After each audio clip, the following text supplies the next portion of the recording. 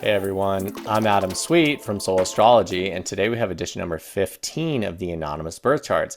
This is a series of bite-sized readings that I do based on charts and questions submitted by you all. Let me go ahead and share the chart that we're going to take a look at for today. And the question that was submitted alongside this chart says, what can I do to foster greater inner harmony and balance in my life? That is a great question.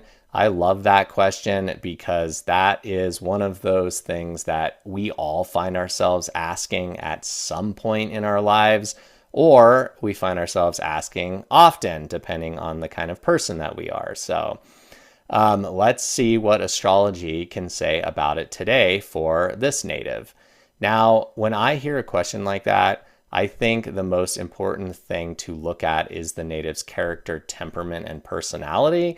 And that is because those are all the things that drive us in the direction of harmony or balance or imbalance in our lives, disharmony. So whenever we want to look at something like that, we can always look towards the first house. And that's because the first house in ancient astrology is the native themselves. All the other houses in the chart are descriptions of people, places, things, and events that happen in the native's life, where the first house is the most powerful house in the birth chart. It was known as the helm in ancient astrology, meaning the steering wheel of the ship, and it's the most powerful house in the birth chart because it is the native themselves. They are at the helm of the ship of their lives. So, the next place that we can look to for more information about the first house is the sign that occupies the first house. And that is because the sign is going to give us a description about that character arc that is taking place throughout the native's life. So in this case, we have a Virgo rising, and a Virgo is what ancient astrologers called a double-bodied sign, meaning of two natures. And that's because in the great solar cycle of the year that the zodiac marks out, it is the sign right before the fall equinox. So the fall of light starts at actually the summer solstice and begins to decline, and at the fall equinox is when darkness actually takes over and it begins to get darker until the winter solstice, and then the light begins to rise again.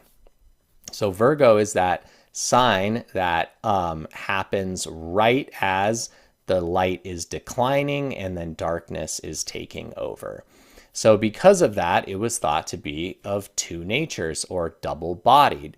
And so when we look at a native's character and how we can extrapolate information about their character arc with a dual-natured sign like Virgo, what we look at is the fact that a Virgo rising may struggle with or have a character arc that just expresses as character dualities throughout their life, meaning a polarization of opposites that occurs throughout their life. So that can show up in ways like moral versus immoral, stained versus clean, pure versus impure.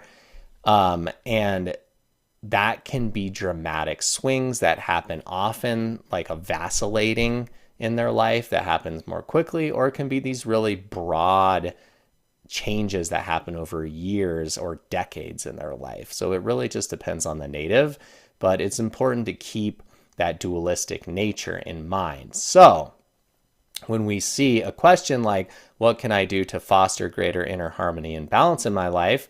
I think it's really important for a Virgo to always keep in mind that that duality or that wrestling between dark and light is going to be a feature of their life. And when I say dark and light, I don't mean good or bad. I just mean the dualistic nature or the polarity of opposites is a better way to say it. Excuse me. Another really important thing to consider in this chart is that the south node is conjunct the ascendant degree. So that makes this a very powerful south node.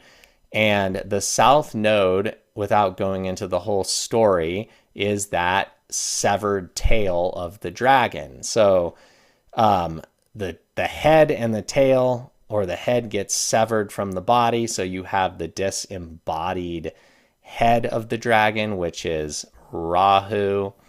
And then you have the severed tail of the dragon, which is Ketu.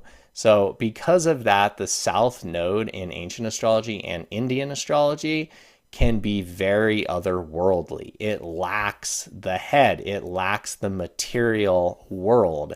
So the North Node can be very hungry for those material things. The South Node can be the complete opposite, where it actually is incredibly otherworldly and a relinquishment of desire and worldly things, a detachment or a desire to escape from the world.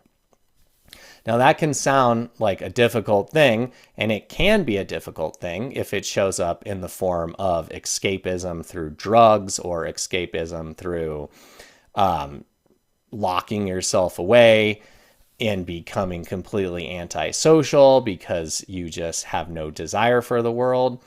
But it can also show up in a really positive way, which could be a very dedicated spiritual person or somebody who is incredibly spiritual. They have a healthy relationship with spirituality, and maybe they don't have a lot of desire for worldly pleasures or material things in their lives, and they have a positive and constructive relationship with that.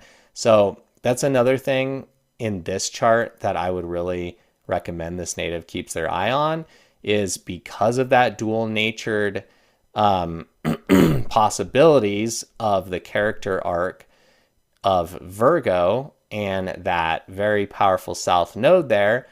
You just want to make sure, as the Taoists would say, that you are walking the middle path.